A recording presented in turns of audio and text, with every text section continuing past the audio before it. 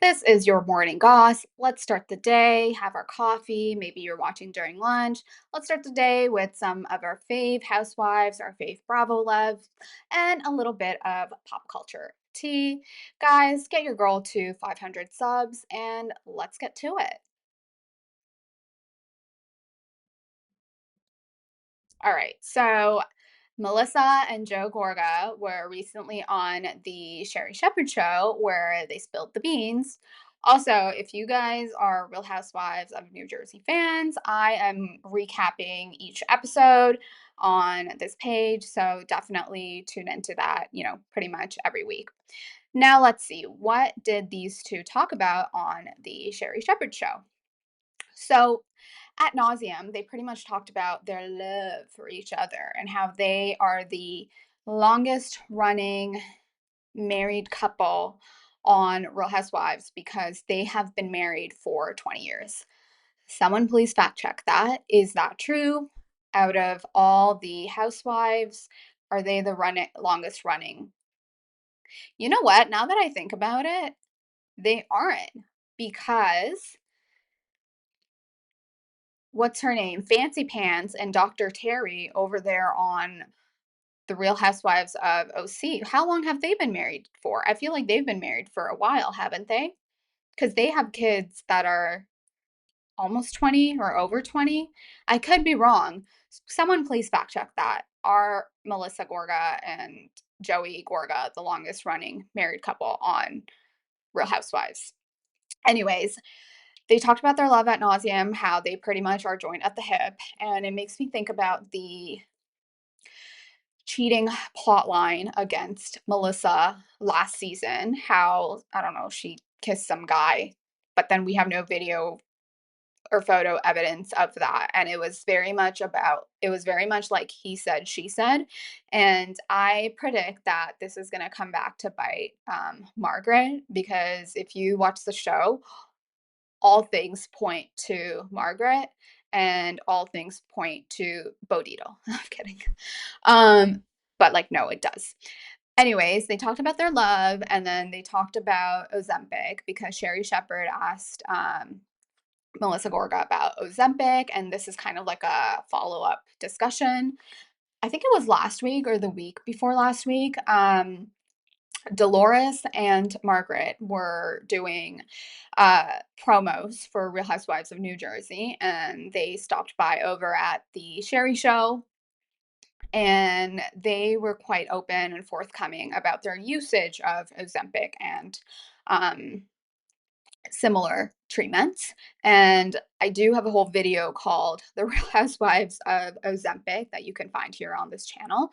And one of them said pretty much all the women or most of the women on Real Housewives of New Jersey are on Ozempic. And so Sherri followed up that conversation with Melissa Gorga while they were on. And Melissa said, the entire cast besides her. So Melissa apparently is not on Ozempic, or she just spoke for herself and she's like, no, I'm not on Ozempic. And honestly, like, she just said like she's not on it, but she does work out hard. And the thing is, she to me just won the genetic lottery ever since we've seen Melissa. Maybe she's changed her nose, maybe she's done some lip fillers, maybe she's done a thing here and there, but she's always been quite tiny. We haven't really seen her fluctuate or anything like that. She seems to, I don't know, be quite active and eat right, I guess. So that's one thing from Melissa. She's always been a tiny girl. Guys, we got to talk about Miss Morgan, Sonja Morgan, darling. All right, I talked about it yesterday on Your Morning Goss, and I have an update today. As of yesterday, it was the last day for the auction of her house, and I believe the bidding at that time was 4 million. Well, someone has finally purchased it at the very end of the auction. Let's take a look. Okay, so RHONJ alum Sonja Morgan finally sells NYC townhouse at auction for half its purchase price. Oh, that must hurt really bad. Okay, so the The townhouse sold for 4.5 million after a 2-week online auction wrapped up on Wednesday.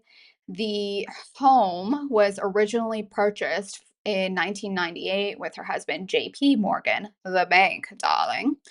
They purchased it for 9 million, and then following their nasty divorce, she did get to keep the house. She lived in it, I guess, and then she tried to list it initially in 2013 for 10 million.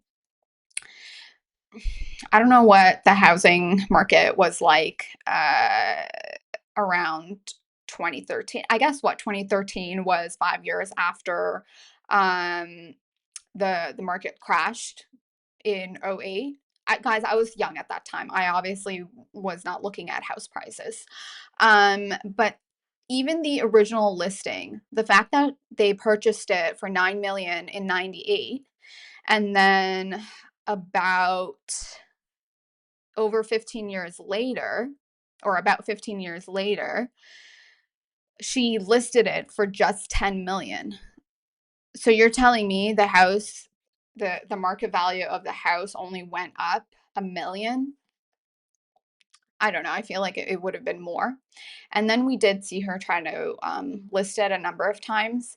And then I showed you guys that post that she herself posted, that how sad this townhouse makes her, but then when it's rented, she feels homeless. Like, how sad. Like, they just don't make houses like this anymore. Like, look at that backyard. It looks like an oasis in the middle of the city. Decor like this, yes, it is a little bit dated, but it is what it is. Obviously, one of the reasons she cannot get full purchase price, even though that purchase price was from the 90s, is because the house needs to be renovated. It wasn't properly there wasn't proper upkeep throughout the years. Now, I have to say, the hardwood floors, they seem to be in great shape, so that's a plus. Oh God, the kitchen. I mean, if you're into this, what is this? Oak cherry colored darker finishes for your entire kitchen. Most people are not these days. That's just not trendy or the look people like. The floors definitely need to be ripped out. Um, yeah, the kitchen needs a major update. I don't know if those appliances are new, but the kitchen's gonna get ripped apart for sure. Is this the great room? Uh, I don't know what's going on here, but again, the floors look great.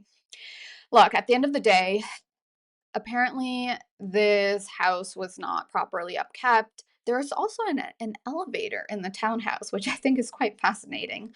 I think there's a lot of electrical slash plumbing work that's going to need to be done, and obviously, the the rooms and the bathrooms and the kitchen, it's going to have to be brought into the 2000s, because boy, does it look dated. Anyways, congrats to Sonja. Hopefully, she gets to enjoy a good part of that 4.5 million. Hopefully, it's a good amount for her retirement fund.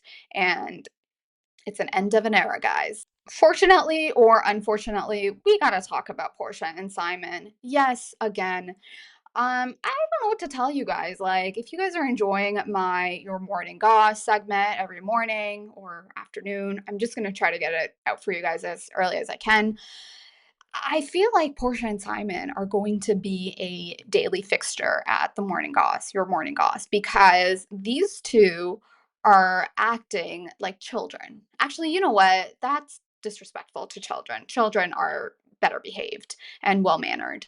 The way these two are going at each other on Instagrams, their social platforms, is just too much. But you know what? It's entertaining for the rest of us. She wouldn't be a housewife if she wasn't messy, right? We got Portia. Happy Wednesday. If a person concealed criminal past and provided fake identification for a green card, is it still a valid green card in the US? Hashtag inquiring minds. Girl, you probably should have looked into that before you got married to this man. You know what every housewife needs before they get married, if it's their, second or third marriage? or if they are, they just joined the show and they joined the show because they want to separate from their husband. All these women should call our girl Sutton because Sutton was smart. She worked with forensic accountants.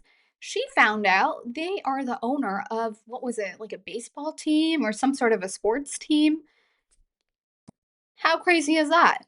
So, yeah, that is my tip for all housewives that are getting divorced or getting married. And even if you're not a housewife, even if you're a regular girl, at the very least, what's it called? Get their know their credit score, their credit history, know, how much they owe in debt, know all that good stuff. Ladies, you owe it to yourself to get this information before you end up in a situation like this. And then what do we have? We got Simon saying, I'm gonna need people who think, my God, the typos in here. There. Portia, get you a man who knows how to, write between there. I'm gonna need people who think there are, okay, you know what? My mistake. I thought it was supposed to be a different there, so that's on me. But the way he wrote it is so confusing to say. I'm gonna need people who think there are 265 days in a year. Stay out of undertaking complex US immigration laws above your mediocre mind. Oh my God. Oh my God. This man has, I don't know how many baby mamas, but he has like at least 5 children, a lot of homes, a lot of mouths to feed. He's also going back and forth with her. So petty. So petty. So yeah, I'm sorry guys. They might be a daily fixture on your morning cost. It is what it is. Let's keep it cute. Let's keep it moving. Also subscribe. Get your girl to 500 subs. We got more hot tea coming up.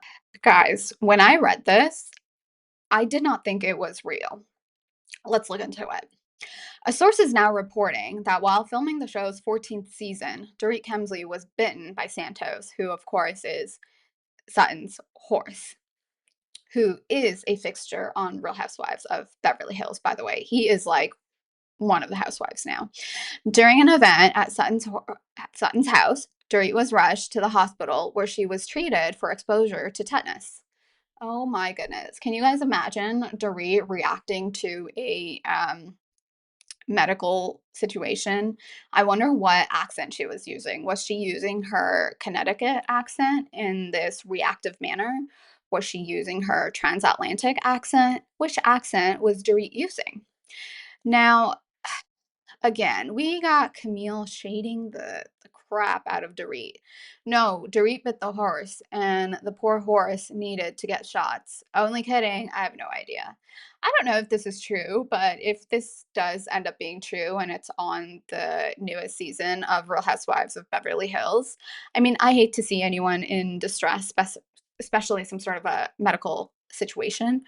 But I know it's gonna be super funny seeing Dorit's reaction and which accent she ends up going with. Also, guys, let me know what you think about this, lighting situation, if it's okay or if it's too dark. It's a little warm today, and I just cannot have a light in my face. But anyways, Alex Baskin did a, interview with The Hollywood Reporter. I'm not gonna cover the entire interview here right now. It's probably going to be a separate discussion, its own video later in the day or tomorrow. Tune in for that. But essentially, he's like, no, there's not going to be any cast changes for the Valley. There's going to be no transplants from Vanderpump Rules. Literally, we have Lala and Sheena who bought a home in the Valley. And guys, let's just like put things into perspective. There are people who spend their entire lives saving for a house, just like a regular house, nothing fancy. And then we got Lala and Sheena purchasing, what is it, their second or third homes, that too in the Valley. And they like, we're just girls, we're just having a chat. They probably thought by living in the vicinity, they would end up being on the valley. And then just in the last few weeks, we saw Sheena, I think she had her birthday or it was someone's birthday, and she was hanging with pretty much most of the Valley cast, like all the girls, as if like, yeah, we're friends, we hang out. Like you might hang out, but then just like posting it is just like so thirsty. Like Sheena girl, we see right through you. So I guess, the fans, Jax, I'm gonna get into Jax, but also I had a video on Lala and Sheena recently where you guys can check it out, like about them on the valley, not on the valley. And you know what? I guess Alex Baskin and even Jax, they are hearing us, the fans, loud and clear. Because even Jax recently was like how he doesn't want Lala and Chino or anyone from Vanderpump Rules to transfer over to the Valley. Honestly, don't touch the Valley. It's a great show. We have a fresh new cast, fresh new faces, interesting lives to learn about in a authentic way. So definitely don't touch that. That's your morning goss. I'll have more hot stories, more gossip for you guys tomorrow morning. Subscribe, turn on notifications, all that good stuff, and have a delightful rest of your day.